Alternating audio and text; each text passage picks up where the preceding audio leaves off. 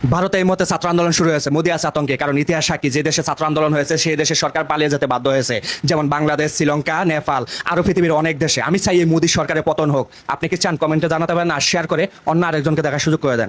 সাব্বাস মাননীয় প্রধানমন্ত্রী তারেক রহমান সাহেব, সাব্বাস। আপনাকে যতই দেখছি ততই মুগ্ধ হচ্ছি। এবার আপনি যা করলেন এটারও প্রশংসা না করে পারলাম না। এক অবিশ্বাস্য এবং রুদ্ধশ্বাস ঘটনার সাক্ষী হলো পুরো বিশ্ব। অত্যাধুনিক সরঞ্জামে সজ্জিত বিএসএফ এর জওয়ানদের দিকে এই তীব্র প্রতিবাদী রূপ দেখে আক্ষরিক অর্থেই পিছু হটতে বাধ্য হয়েছে ভারতীয় সীমান্তরক্ষী বাহিনী।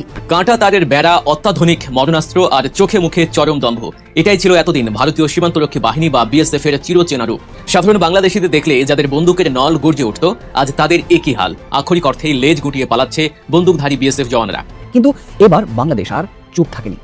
গেল কয়েকদিনে ভারতের বিএসএফ অন্তত 21টি পোশিনের চেষ্টা চালিয়েছে দেশের বিভিন্ন সীমান্তে। এই 21টি ঘটনায় 200-এর বেশি মানুষকে অবৈধভাবে বাংলাদেশে ঠেলে দেওয়ার পরিকল্পনা ছিল। এই 21টি প্রচেষ্টার প্রতিটি বিজিবি একেবারে ব্যর্থ করে দিয়েছে। ভারত ভুলে গেছে এই বাংলাদেশ আর সেই বাংলাদেশ নেই।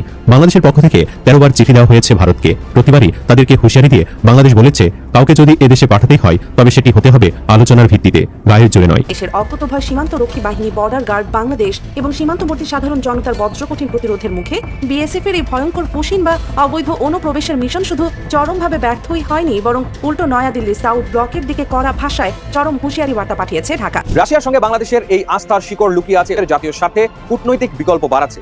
বাংলাদেশের ইতিহাসে কূটনৈতিক অধ্যায়ে একটা নতুন অধ্যায় যুক্ত হলো, সেটা হচ্ছে জাতিসংঘের সাধারণ পরিষদের 81তম অধিবেশনে সভাপতিত্ব করবেন বাংলাদেশি বংশোদ্ভূত বাংলাদেশের পররাষ্ট্রমন্ত্রী খলিলুর রহমান। শেষ পর্যন্ত চুক্তি হলো পাকিস্তানের সাথে। বাংলাদেশের ওপর ভারত যদি বোমা হামলা করে, পাকিস্তান সাথে সাথে দিবে তার পাল্টা জবাব। এমনকি বাংলাদেশকে বাঁচাতে পারমাণবিক চুক্তির সম্মতি জানিয়েছে পাকিস্তান। বাংলাদেশ ও পাকিস্তানের এই বন্ধুত্বপূর্ণ সম্পর্ক নিয়ে ভীষণ চিন্তায় পড়েছে ভারত। ভারত উত্তেজনা ছড়ালে দক্ষিণ এশিয়ায় নতুন রাষ্ট্রের জন্ম হবে। নাসিরউদ্দিন পাটোয়ারি এই জেনজিরেই পারবে ভারতের চোখে চোখ রেখে কথা বলতে। আমরা যারা ওল্ড হয়ে যাচ্ছি রাজনীতিতে, এই ওল্ড ম্যান ওল্ড উমেনদেরকে দিয়ে ভারতের চোখে চোখ রেখে কথা বলা সম্ভব নয়। আসসালামু আলাইকুম রহমতুল্লাহ। অত্যন্ত খুশির খবর আবার দুঃখের খবর। আপনারা কে কিভাবে নেবেন জানি না। বর্তমান সরকার দলীয় লোক অর্থাৎ বিএনপি আওয়ামী লীগের হাতে মার খেয়েছে। শুধু মার নয়, আওয়ামী লীগের লোকজন মাইকিং করে মাইকে ঘোষণা দিয়ে বিএনপির নেতাদের, বিএনপির কর্মীদের পিটিয়েছে। এমন পিটিয়েছে, বিশেষ করে একজন ব্যক্তির অবস্থা খুবই খারাপ। দর্শক, আমরা কোন যুগে চলে আসলাম? সে হোক সরকারি দল আর হোক বেসরকারি দল, যেটাই হোক না কেন, মানুষের মধ্যে একটা ভয় থাকা দরকার, মানুষত্ব বোধ থাকা দরকার। বর্তমান সময়ে একজন মানুষ অন্য একজন মানুষকে মারা, হত্যা করা, খুন করা কিছুই না, একেবারে স্বাভাবিক ব্যাপার। মানুষ এত এত নিষ্ঠুর হলো কিভাবে? আর আওয়ামী লীগ বিএনপিকে পিটিয়েছে, বিএনপিকে মেরেছে, তারা এই সাহস পেল কিভাবে? তাদের কার্যক্রম তো নিষিদ্ধ, তারা এই সাহস পেল কিভাবে? ডক্টর ইউনূসের আমলেও তো এরকম হয়নি। ডক্টর ইউনূসের আমলে সবচেয়ে বেশি হয়েছে যমুনাতে মিছিল মিটিং। অথচ এই সরকার আসার পরে আর কোনো মিছিল মিটিং নাই। তার মানে কি, যে তারেক রহমান দেশের ক্ষমতায় আসার পরে ওই যমুনাতে যারা যারা গিয়ে মিছিল মিটিং করছে, তাদের সব দাবি অটোমেটিকলি পূরণ হয়ে গেল? দর্শক, এটার নামে হলো বাংলাদেশ। দর্শক, বর্তমান সময়ে বিএনপি যে কার্যকলাপগুলো করছে, যে ব্যবহারগুলো করছে এবং আওয়ামী লীগকে ফিরিয়ে আনার চেষ্টা করছে, এখানে একটা হিসাব করেন। এখানে বিএনপি একটা বিষয় মনে করছে যে আমরা যদি জামাতের সাথে পেরে উঠতে না পারি বা আমরা পেরে উঠতে পারছি না, এই জন্য আমরা পাশাপাশি আওয়ামী লীগকে হাত করে নিচ্ছি। কেন? যাতে করে আওয়ামী লীগ এবং বিএনপি দুটো দল মিলে জামায়াতকে পরাস্ত করতে পারি। কিন্তু বিএনপি নিচে তলে হাত দিয়ে নেয়। তারা এটা বুঝতেছে না যে আওয়ামী লীগকে আমরা ফিরে আনবো, সেই আওয়ামী লীগই আমাদেরকে আবার সবল মারবে। হ্যাঁ, এটাই বাস্তব, এটাই ইতিহাসে কিন্তু এরকম ঘটনা ঘটেছে যে আওয়ামী লীগকে আমরা আজকে নিজেদের শক্তি সঞ্চয় করার জন্য ফিরে আনতেছি, তারা এসে আমাদেরকে সবল মারবে, বিএনপিকে সবল মারবে। অথচ বিএনপি এটা বুঝতেছে না। তারা বুঝতেছে না তাদেরকে আমরা নিয়ে আসি, তাদেরকে সুযোগ করে দেই, তারাও তো দেশের মানুষ। দর্শক, বিএনপির যে চালচলন, বর্তমান বিএনপির যে অবস্থা, আপনি কি মনে করছেন যে এই সরকার কতদিন টিকতে পারে? এই সরকার কতদিন এই ক্ষমতা ধরে রাখতে পারবে? নাকি আবারও সেই জুলাই 24 জুলাই, আগস্ট 36 জুলাই আবারও হতে যাচ্ছে বা হতে পারে, এরকম কোনো সম্ভাবনা আছে কি? আমার ভিডিওর কমেন্ট বক্সে আপনারা মূল্যবান মতামত জানিয়ে যাবেন। দর্শক, আমি আর কথা বাড়াবো না, আমরা মূল ভিডিওগুলো দেখে আসি। তবে তার আগে বলবো, যারা এখনো আমার চ্যানেলটি সাবস্ক্রাইব করেননি, চ্যানেলটি সাবস্ক্রাইব করে পাশে থাকা বেল আইকনটি বাজিয়ে রাখবেন। আর যারা ইতিমধ্যে চ্যানেলটি সাবস্ক্রাইব করেছেন, সকলকেই অসংখ্য অসংখ্য ধন্যবাদ। ভিডিওতে একটি লাইক দিয়ে আমরা ধারাবাহিকভাবে ভিডিওর মূল বিস্তারিত আলোচনাগুলো দেখে আসি। নোয়াখালীর তুন শুরু হয়ে গেছে, মাইকে ঘোষণা দি হিডাহিডি হয়েছে, ইচ্ছা মতো হিডাইছে। নোয়াখালী থেকে শুরু হইলো, বিএনপি মাইর খাইলো আওয়ামী লীগের হাতে। এটা কোনো কথা? এটা মাইনা নেওয়া যায়? বলেন, ক্ষমতায় কারা? বিএনপি ক্ষমতায়, আর আওয়ামী লীগ তাদেরকে পিটায় মাইকে ঘোষণা দিয়া। নেককারজনক ঘটনা। আহত হয়েছে ভাই, কেউ কেউ বলে 18 জন, কেউ কেউ বলে 10 জন। তবে একজনের অবস্থা খুব খারাপ দেখছি। কেন, কি কারণে? ভয় ডর নাই, কিন্তু মানুষের মধ্যে এখন আর ভয় ডর নাই। কেউ কাউকে ভয় পাচ্ছে না, পুলিশকেও ভয় পাচ্ছে না। হ্যাঁ, চোর পুলিশকে ভয় পাচ্ছে না, ডাকাত পুলিশকে ভয় পাচ্ছে না। সাধারণ জনগণও দেখবেন রাস্তাঘাটে পুলিশের সাথে তর্কে নাইমা যায়। হ্যাঁ, সামান্য একটা কিছু হয়েছে, ওইটা নিয়েই তর্ক। চিনেন আমারে, আমি কোন দল করি, আমার ভাই অমুক, এইসব হুমকি ধামকি। কেন এই পরিবেশ তৈরি হইলো? এরকম পরিবেশ তো ছিল না। হ্যাঁ, ছিল না ভাই। গত 18 মাসের দিকে তাকান, ছিল, কিন্তু এতটা খারাপ ছিল? কি ছিল? শুধু আন্দোলন আর আন্দোলন যমুনার সামনে। হ্যাঁ, খালি যমুনার সামনে দেখতাম প্রত্যেক সপ্তাহে 7 দিন ওই মিছিল আর মিটিং। সপ্তাহে 7 দিন মিটিং মিছিল যমুনার সামনে, এগুলা দেখে আসছি। কিন্তু বর্তমানে যে ভয়াবহ অবস্থা, এইটা কি দেখছেন? তার মানে কি ডক্টর ইউনূসকে ডরাইতো? হ্যাঁ, নিশ্চয়ই ডরাইতো। নাইলে আওয়ামী লীগ এখন যেটা করতেছে, যারা ক্ষমতায় আছে, যারা সরকারে আছে, তাদেরকে ধইরা পিটাই দিতেছে। এরকম সাহস তো দেখাইতে পারে নাই গত 18 মাস। একটু কল্পনা কইরা দেখেন, একটু চিন্তা কইরা দেখেন তো, এরকম হয়েছে? কারণ একটা ভয় কাজ করছে। ভয়টা কিসের? ডক্টর ইউনূসের তো কোনো দল ছিল না। যেমন তারেক রহমান সাহেবের যত বড় দল, বা শেখ হাসিনার যত বড় দল, উনার তো কোনো দল ছিল না। একটা দল গঠন করছে, যার নাম দিয়েছিলাম আমরা কিংস পার্টি, এনসিপি। সেটা তো অনেক পরে। ডক্টর ইউনূসের পিছনে তো এই আওয়ামী লীগের মতো, বিএনপির মতো দলের কেউ ছিল না। তারপরও কেন ভয় পাইছে? কারণ কি ছিল? দল ছিল। ভয়টা পাইছে কেন জানেন? এই যে সবাই বইলা বেড়ায় না, তৎকালীন সরকার ছিল মৌলবাদী সরকার। ডক্টর ইউনূসের পিছনে দল না থাকলো, তার একটা ট্যাগ ছিল, কিন্তু সেটা কি? মৌলবাদী সরকার। পার্শ্ববর্তী দেশের মিডিয়া সারাদিন চিল্লাইতো মৌলবাদী মৌলবাদী। কেন মৌলবাদী বলতো?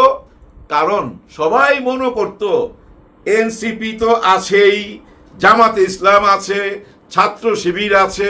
তার মানে কি জুলাই গণ অভ্যুত্থানের সাথে যারা জড়িত, তারা ডক্টর ইউনূসের পিছনে আছে। এই আছেটা প্রমাণ হয়েছে কোন দিন জানেন? প্রথম এই সচিবালয়ের মধ্যে যায় আনসাররা যখন বিদ্রোহ ঘোষণা করলো, পুলিশ সরাইতে পারতেছিল না। তারপরে কিন্তু এই যে এনসিপি বা এই ছাত্র শিবির, এই দলটা যায় কিন্তু ওই আনসার বিদ্রোহীদেরকে ওইখান থেকে তাড়াইছে, একদম ভাই বাইরে বাইরে খেদাইছে। তার মানে কি এই ক্ষমতাটা তার ছিল, যার জন্য একটা ভয় কাজ করতো। এখন কেন তাহলে ভয় কাজ করে না? এখন তো নির্বাচিত সরকার। সবাই তো বলছে নির্বাচিত সরকার আসলে ডক্টর ইউনূসের আমলে যেটুক অশান্তি ছিল, ওই অশান্তি ধুইয়া মুইছা চইলা যাবে।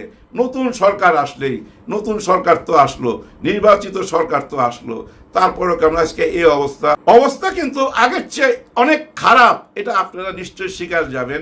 সোশ্যাল মিডিয়ায় গেলেই বোঝা যায় চারিদিকের বিভিন্ন রকম অঘটন ঘটতেছে। কিন্তু নোয়াখালীতে যেটা ঘটলো, এটা কিন্তু শুভ লক্ষণ না। এটা একটা অন্যরকম বার্তা দিয়ে দিল কিন্তু। কারণ তারা কারে পিটাইছে? যারা সরকারে আছে তাদেরকে পিটাইছে। ওইখানে কিন্তু পুলিশ ছিল, র্যাবও ছিল নিশ্চয়ই, কিন্তু কেউ তো কাউকে বাঁচাইতে পারলো না। আর ঘটনাগুলা ঘটা শুরু হইলো কখন থেকে? ঈদের পর থেকে। ওই যে একটা টাইমে আমরা শুনতাম না ঈদের পরেই আন্দোলন হবে, সেটা নিয়ে অনেক ট্রল হইতো, কিন্তু আওয়ামী লীগ কিন্তু সেটা ভুল প্রমাণ করে দিল। তারা ঈদের পরে সত্যি সত্যি চারিদিকেই মাঠে নাইমা গেছে, জয় বাংলা স্লোগান দিতেছে। জয় বাংলা স্লোগানটা দিয়ে কিন্তু এই দেশের স্বাধীনতা হয়েছে। আমি স্বাধীনতা দেখছি, যত মুক্তিযোদ্ধা ছিল তাদের মুখে ওই একটা স্লোগান ছিল, জয় বাংলা।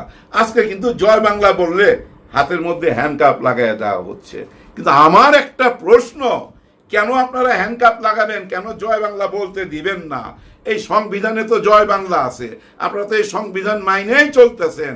আর যারা আওয়ামী লীগ করে তারা কেন রাস্তায় নামতে পারবে না? কারণ তাদের রাষ্ট্রপতি নিয়েই তো আপনারা দেশ চালাইতেছেন। মাননীয় রাষ্ট্রপতি শাহাবুদ্দিন ছুপ্পু কাদের রাষ্ট্রপতি? আওয়ামী লীগের রাষ্ট্রপতি। তাদের মাথা তো রয়ে গেছে, আসল মাথাটা রয়ে গেছে, যার জন্য তারা তো রাস্তায় নামতেই পারে, তারা তো সংবিধানের ভিতর দিয়েই চলতেছে। আবার এদিকেও শোনা যাচ্ছে ডক্টর ইউনূস রাষ্ট্রপতির জায়গায় যাবে, ছুপ্পু সাহেব সইরা গেলে আমাদের ডক্টর ইউনূস সাহেবকে বসাবে। এটা বিশ্বাসযোগ্য হবে তখনই যখন আপনারা দেখবেন প্রধানমন্ত্রী তার দলের পদটা ছাইরা দিছে, বিএনপির পদটা ছাইরা দিছে, তখনই বুঝবেন ডক্টর ইউনূস রাষ্ট্রপতি হইতে যাইতেছে। কারণ ওই সংস্কারের মধ্যে ওইটা ছিল তো যে আপনি দলের প্রধান থাকতে পারবেন না, আপনি হবেন বাংলাদেশের প্রধানমন্ত্রী, দলের প্রধানমন্ত্রী না। এই সংস্কারটা তো আগে হইতে হবে, তারপরে ডক্টর ইউনূস ওই চেয়ারে যায় বসতে পারে। আর ওই চেয়ারে যাওয়া বসার আগে তো দেখতে হবে দুই দলের পরিবর্তনটা কি, আওয়ামী লীগ কেমন আর বিএনপি কেমন। দুজনের চরিত্র যদি একই রকম থাকে তাহলে কি উনি ওইখানে যাবে? নিশ্চয়ই যাবে না, আলাদা করতে হবে। আমরা কি আলাদা করতে পারতেছি? নিশ্চয়ই আলাদা করতে পারতেছি না। আলাদা কেন করতে পারতেছি না? আমরা ক্ষমতায় আইসাই কিন্তু শুরু করলাম এই যে এরা রাজাকার, এরা আলবদর, এরাই এই দেশের সমস্ত ক্ষতির কারণ, এরাই। আর আমরা কোন দিকে আঙুল তুললাম? ওই যে এনসিপি, কিংস পার্টি, ডক্টর ইউনূসের উপরে যারা রাগ, যাদের ক্ষোভ, তারা কিন্তু এনসিপি কে দেখতে পারে না, ওই তাদের নিয়ে আমরা পয়রা রইলাম। এই যে ভিতরের কোন্দলটা আরম্ভ হইলো না, এইটারই সুযোগ নিয়ে নিল আপা। হ্যাঁ, আপা কিন্তু ইশারা দিয়ে দিল এইটাই সুযোগ, নাইমা পর রাস্তায়। ঈদের পর নাইমা পড়লো, ঈদের আগেও নামছে, ঈদের পরও নামছে, আগামী তো আরো ভয়াবহ ভাবে নামবে, তো থামাইতে পারবেন না তো। কারণ কি জানেন, জুলাই গণ অভ্যুত্থানের সাথে যারা জড়িত ছিল, বিএনপি ছিল, জামাত ছিল, ছাত্র শিবির ছিল, এনসিপি ছিল, সাধারণ জনগণ ছিল, যারা জুলাইয়ের সাথে একসাথে জড়িত ছিল, তারা আজকে ভাগাভাগি হয়ে গেল। নিজেদের মধ্যে গন্ডগোল, তো নিজেরা গন্ডগোল করতেছে, কিন্তু যার জন্য আওয়ামী লীগ রাস্তায় নাইমা পড়ছে। এই যে নোয়াখালীতে দেখেন শেষ পর্যন্ত কি ঘটলো, এই মারামারির মধ্যে কিন্তু জামাত আইসা সহযোগিতা করলো। কার সঙ্গে দাঁড়াইলো? বিএনপির সঙ্গে দাঁড়াইলো, ছাত্র দলের সাথে দাঁড়াইলো। তো বিপদে কাজে লাগলো কে? কারা পাশে দাঁড়াইলো? যাদেরকে তুচ্ছ তাচ্ছিল্য করেন তাদের কি তো কাজে লাগলো। ডক্টর ইউনূসকেও তো আপনাদের কাজে লাগছে। হ্যাঁ, বিএনপির কাজে লাগছে। তো বিএনপির এটা অহংকার, তো তাদের পররাষ্ট্রমন্ত্রী জাতিসংঘের সভাপতি হয়ে গেছে, এটা তাদের অহংকার না? নিশ্চয়ই অহংকার। আর আমরা কি বলি? এ হচ্ছে গিয়ে একজন সুদখোর, এই বাংলাদেশে বেচা দিয়ে গেছে, এই বাংলাদেশের যে সর্বনাশ করে দিয়ে গেছে, আগামী 100 বছরও নাকি সেটা পূরণ হবে না। কারণ ওই যে আমেরিকার সাথে হাত মিলাইছে, ওই যে একটা চুক্তি করছে। ভাই ব্রাদার, জীবনে জিততে হইলে না কখনো কখনো হারতে হয়। হ্যাঁ, আপনি যদি না হারতে শিখেন তাহলে জীবনও জিততে পারবেন না। দেখেন, শেখ হাসিনা কিন্তু কখনোই হারতে শিখে নাই। হার কি জিনিস শেখ হাসিনার ডিকশনারিতে ছিল না, আর ছিল না বলেই কিন্তু জিততে পারলো না। শেষ পর্যন্ত তাকে পালায়া যাইতে হইলো, ইতিহাস রচনা করলো একটা। ইতিহাসের মধ্যে এরকম ঘটনা নাই তো বাংলাদেশের স্বাধীনতার পর থেকে এই পর্যন্ত যে প্রধানমন্ত্রী পালায়া চলে গেছে। কারণ উনি কখনো হারতে চায় নাই, সব সময় ঘাওরামি করতো, আমি যা বলুম তাই হবে, আমাকে পাওয়ার দিতে হবে। উনি তো কোনোদিনই হারবে না কারো কাছে, যার জন্য ফাইনালি হাইরা গেল। দেখেন, সীমান্তে অশান্তি, দেশের ভিতরে অশান্তি, ভুল রাজনীতির কারণে। হ্যাঁ, ভুল রাজনীতির কারণে মানুষ এখন আইন হাতে তুলে নিতেছে। আমি গত 2 দিন আগেও দেখলাম এক মাদক ব্যবসায়ীকে আইনা সবাই বসছে, গ্রামের সবাই বসছে, না হলে ওইখানে 500 লোক হবে। ওরে ভাই ঠিক মতো বাঁধছে, বাইন্দা এই পায়ের পাতার মধ্যে ইচ্ছা মতো বাইরাইতেছে, আইন হাতে তুলে নিতেছে। আজকেও দেখলাম একজনের বাড়ি ঘরের ভিতরে ঢুইকা সবকিছু বাইর কইরা আগুন দিয়া জ্বালাই দিতেছে। কারণ সে হলো মাদক ব্যবসায়ী। জনগণ আইনের কাছ থেকে বিশ্বাস হারায় ফেলছে তো, কারণ এসব মাদক ব্যবসায়ীদেরকে বহুবার ধইরা দিছে, ওই থানায় দেয়, থানা থেকে কোর্টে যায়, আবার দেখে 40 দিন 2 মাস 1 মাস পর ওই এলাকায় ঘোরাফেরা করতেছে, তার সাহস আরো বাইরে যাইতেছে। যারই ধরবেন দেখবেন 10টা 12টা করে মামলা, তারা কিভাবে বাইর হয় এরকম প্রশ্ন থেকে মানুষ এখন আইন হাতে তুলে নিতেছে। ভাই ব্রাদার, একটা মূল্যবান কথা কইয়া বিদায় নেমু ভাই, বিদায় নেমু। আপনি যদি একটা জুতা পরেন এবং কংক্রিটের উপর দিয়া ধুলাবালির উপর দিয়া হাইটা যাইতে পারবেন, কোনো অসুবিধা হবে? বিন্দু মাত্র অসুবিধা হবে না। কিন্তু একটা ছোট্ট ইটের কণা, একদম ছোট্ট, আপনার ওই জুতার মধ্যে যদি আমি দিয়ে দেই, আপনি 2 কদমও আগে বাড়তে পারবেন না, কারণ আপনার পা যখন জুতার সাথে ঘষা খাবে ওই কণায় চান্দির মধ্যে এসে লাগে, তো ওই ব্যথা ওই চান্দির মধ্যে লাগে। তার মানে কি জানেন, বাইরের কেউ আপনার কোনো ক্ষতি করতে পারতেছে না, ক্ষতি করতেছে কে? আপনার নিজের দুর্বলতা। ওই যে কণাটার মতো বাহির থেকে যখন জুতার ভিতরে চলে গেল তখন আর 2 কদম হাঁটতে পারতেছে না, ঠিক তেমনি ওই কণার মতো যদি আপনার কোনো দুর্বলতা থাকে তাহলে কিন্তু আপনি আগে বাড়তে পারবেন না। কেন এই কথাটা বললাম? এই জন্য বললাম, গত 15-16 বছর 18 বছর আমরা কোনো নির্বাচন পাই নাই, এবারই আমরা একটা নির্বাচন দিছি এবং নির্বাচিত একটা সরকারকে আনছি। এত বড় সরকার, এত বড় সরকারের মধ্যে একজন রাষ্ট্রপতি ওনারা আয়োজন দিতে পারে নাই। কিসের এই দুর্বলতা? হ্যাঁ, ওই যে কইলাম না, নিজের ভিতরের দুর্বলতাই আপনাকে 2 কদম আগে বাড়তে দিবে না, ওই যে জুতার ভিতরের কণার মতো। এই কিসের দুর্বলতা? দেখতেও তো ভালো লাগে না। দেখতে কি ভালো লাগে? এই রাষ্ট্রপতি যেদিনই সংসদের প্রথম ভাষণ দিছিল সেটা নিয়ে কত রকম কাণ্ড ঘইটা গেল, বিরোধী দল বাইরে চলে গেল ওয়াক আউট কইরা, দেশের মানুষ হা হা রিয়াকশন দিল। সবাই মনের মধ্যে একটাই প্রশ্ন, এত বড় দলের মধ্যে একজন রাষ্ট্রপতি নাই, এই কিসের দুর্বলতা? তাহলে কি এটা ধইরা নেওয়া যায় যে কেউ একজন বুদ্ধি দিছে, দেখো ওনাকেও রাইখা দাও এবং আওয়ামী লীগকেও পুনর্বাসন করো এই দেশে, এইটুক বাবা কইরা দাও, না এলে তো চলে না, কারণ আমার কাছে আইসা ঠাঁই নিছে, তাকে তো একটা কিছু দিতে হয়, এইটুক কইরা দাও, তোমার পাশে থাকুম। এরকম কোনো দুর্বলতা থাকলে আগে বাড়তে পারবেন না তো। হ্যাঁ, আগে বাড়তে পারবেন না। সমস্ত দুর্বলতা ঝাইরা ফেলেন, নতুন বাংলাদেশ দেখতে চাই। ভাই ব্রাদার, আপনার যদি ফোড়া হয়, ওই ফোড়ার যদি মুখ না গাইলা দেন তাহলে কিন্তু এটা ভিতরে যায় ঘা হয়ে যেতে পারে, পুজ হয়ে যেতে পারে, পোকা ধরতে পারে আপনার পায়ের মধ্যে, যার জন্য ওই ফোড়ার মুখটা গাইলা দিতে হবে। এখন পুরো বাংলাদেশটা একটা ফোড়ার মতো হয়ে আছে, এই ফোড়ার মুখটা গাইলা দেন, পুজটা বাইর করে ফেলেন, তাহলে শান্তিতে থাকতে পারবেন। এতক্ষণে আমাদের সাথে থাকার জন্য ধন্যবাদ। পরবর্তী ভিডিও পেতে চ্যানেলটি সাবস্ক্রাইব করে পাশে থাকা বেল আইকনটি বাজিয়ে রাখবেন। আর যারা ফেসবুক পেজ থেকে দেখছেন অবশ্যই পেজটি ফলো দিয়ে পাশে থাকবেন। সবাই ভালো থাকবেন, সুস্থ থাকবেন। আবারও দেখা হচ্ছে পরবর্তী কোনো ভিডিও নিয়ে।